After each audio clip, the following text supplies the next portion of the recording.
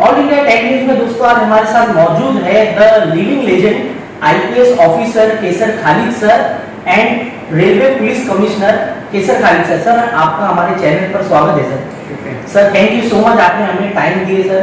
आपका काफी कीमती वक्त में सर ने हमें टाइम दिया। और दोस्तों मैं बता दूं, आप सभी को मालूम रहेगा सर जो जिस तरीके से अपनी ड्यूटी करते, साथ ही साथ जनता का इतना ख्याल रखते। सर की पासबाने मिल्लत पासबाने अदब करके एक सर की टीम है, उसमें लॉकडाउन में लोगों को इतना राशन बांटा गया, हर किसी की मदद की गई। सर ये भी ख्याल रखते हैं और हर किसी से डाउन टू अर्थ इंसान है। सर आप सर इस मामले में सर क्या कहना चाहोगे सर? मैं ये समझता हूँ कि इंसान जो है वो सिर्फ एक मीडियम है। लाइफ जिंदगी सबको मौका देती है, कुछ लोग उस मौके का फ़ायदा उठाते हैं तो उसको गंवा देते हैं। जी एक दिन हम सबको मौत की नींद में सो जाना है, आँख बंद हो जानी है।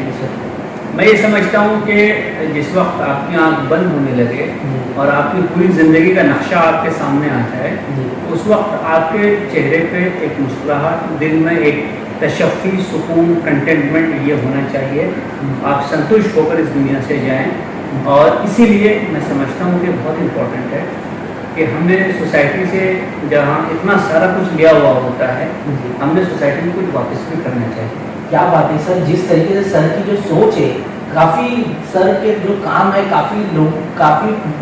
बहुत से लोग हैं जो सर को काफ़ी पसंद करते हैं। और सर जिस तरीके से आपके सर पासबाने अदब, जो सर आप सभी को मालूम है सर बड़ा इवेंट रखते मुशायरे का, जिसमें काफ़ी सारी प्यारी प्यारी बातें बताई जाती है, लोगों की लाइफ को मैसेज दिया जाता है एक अच्छी। सर पासबाने अदब सर ये जो कॉन्सेप्ट आपने क्रिएट करे सर, इसकी वजह क्या है सर? पासबाने अदब को क्रिएट करने के पीछे जो वजह है वो ये है कि सोसाइटी में हार्मनी की बहुत ज़्यादा ज़रूरत है। जी जब तक पीस और हार्मनी नहीं होगी तब तक सोसाइटी आगे नहीं बढ़ सकती है। तो पीस और हार्मनी लाने के बहुत सारे तरीके हैं। हम लोग कोशिश करते हैं, कुछ लोग मोहल्ला कम्युनिटी में कोशिश करते हैं, कुछ लोग और दूसरे ढंग से करते हैं। लेकिन मैंने ये महसूस किया कि समाज के जो अच्छे लोग हैं वो अमूमन इन चीज़ों में शामिल नहीं होते। तो उनको अगर आपको अपने प्लेटफॉर्म पे लेकर आना है तो आपको उनके मेयार की कोई चीज़, उनके लेवल की कोई चीज़ क्रिएट करनी पड़ेगी। Poetry, literature, music, songs, singing और कल्चरल इवेंट्स एक ऐसी चीज़ें हैं जिसमें कि आदमी न सिर्फ खुद जाता है बल्कि अपने परिवार को लेकर जाता है। तो हम लोगों ने कोशिश की कि हम अच्छे लिटरेचर के थ्रू, अच्छे म्यूज़िक के थ्रू, अच्छे परफॉर्मेंसेस के थ्रू लोगों के दिलों तक पहुँचें, घरों तक पहुँचें। और ये जो पैगाम है हार्मनी का, पीस का, यूनिटी का,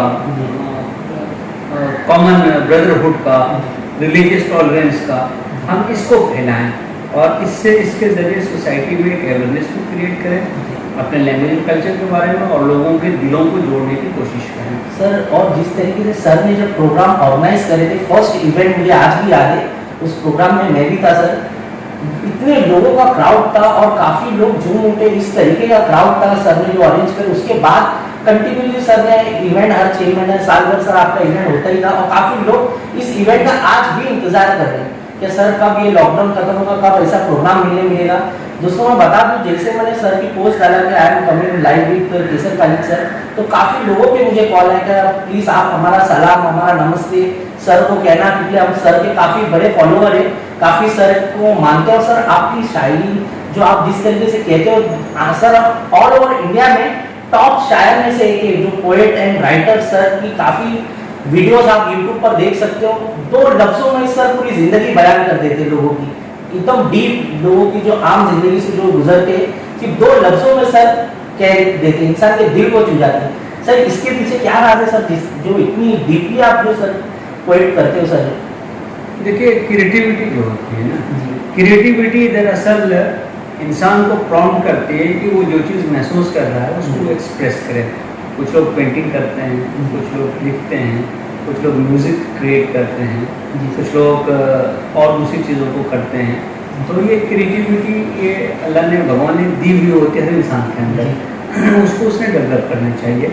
और जब आप उसको डेवलप कीजिएगा तो आप बहुत सारी बुराइयों से बच जाइएगा, क्योंकि क्रिएटिविटी वक्त मांगती है, तकाजा करती है। तो मैं ये कोशिश करता हूँ मेरे पास मेरे काम के बाद मैं पहला first and foremost IPS officer हूँ यस और मेरी जो ड्यूटी है, मेरी जो जिम्मेदारी है, उसको सबसे पहले मुझे अदा करना है। अभी आप आए, मैंने आपको 11 बजे का वक्त दिया था, 11:30 तक आप लोग पहुँचे, लेकिन आप देख रहे थे कि ऑफिस का काम चल रहा था। Correct sir. ऑफिस का काम खत्म हुआ है, फिर आपको बुला पाया। करेक्ट। तो मेरी फर्स्ट एंड फॉरमोस्ट प्रायोरिटी है एज पुलिस ऑफिसर, मैं अपना काम करता हूँ, लेकिन उसके बाद वक्त बचता है।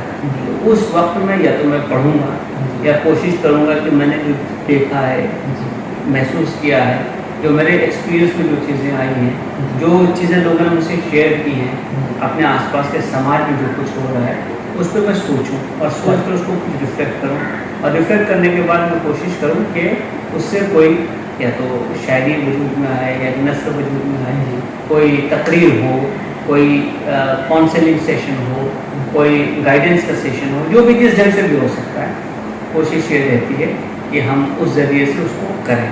तो इन जितनी भी चीज़ों को आप देखते हो, ये दिल का दर्द है मेरी तौर से। जी दिल का दर्द है सर ने कहा। और सर एक सबसे लास्ट क्वेश्चन, सर जितने आपके चाहने वाले, जो लोग आपको सर फॉलो करते हैं, आपसे मिलने की ख्वाहिश करते हैं, आपसे बात करने की तमन्ना है जिन लोगों की, आपके काफ़ी सर फैन है जो लोग आपके जैसे, सर आप उन लोग की भी ख्वाहिश है कि सर आप जिस मुकाम पे हो और आप बढ़ो उस मुकाम से, और वो लोग चाहते सर आप जैसा बनना। सर आपके फैंस को, आपके फॉलोअर्स लोगों को सर क्या मैसेज देना चाहते हो?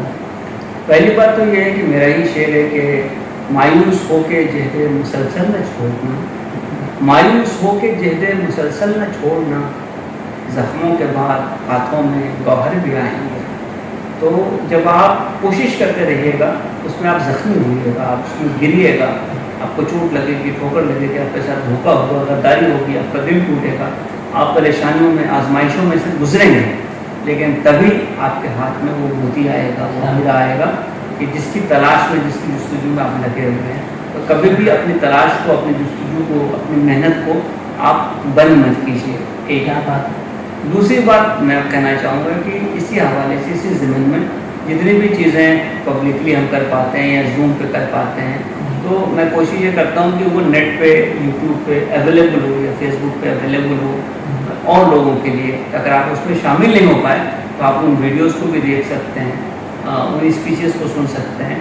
तो उसमें भी ज़िंदगी के बारे में, कॉम्पिटिशन्स के बारे में, जॉब्स के बारे में, करियर के बारे में, समाज में रहने के तरीक़ों के बारे में, कुछ पेरेंटिंग के बारे में, बहुत सारी चीज़ें जो मैंने महसूस की हैं उसको मैंने शेयर किया है।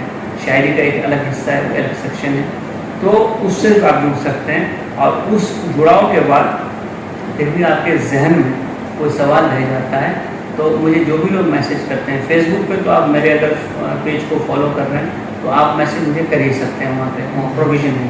तो आप मैसेज, मैं कोशिश करता हूँ उसका जवाब दूँ, और उनके जो शक और शुबात हैं या कोई कहीं अटक रही कोई बात, कहीं उसको मदद की ज़रूरत है, कहीं कोई परेशानी है जेन्युइन, तो मैं ज़रूर कोशिश करता हूँ कि मेरे से जो हो सकता है उतनी भूमिका करें। बहुत खूबसूरत सर ने बहुत अपने 2 अल्फाजों में बहुत प्यारी बात सर ने बहुत 2 अल्फाजों में ख़त्म करी इस बात को सर ने कहकर अपने फॉलोअर्स, अपने फ़ैन के बारे में। सर आपका हमारे हमें वक्त देने के लिए बहुत बहुत शुक्रिया sir. Thank you so much sir. Thank you sir.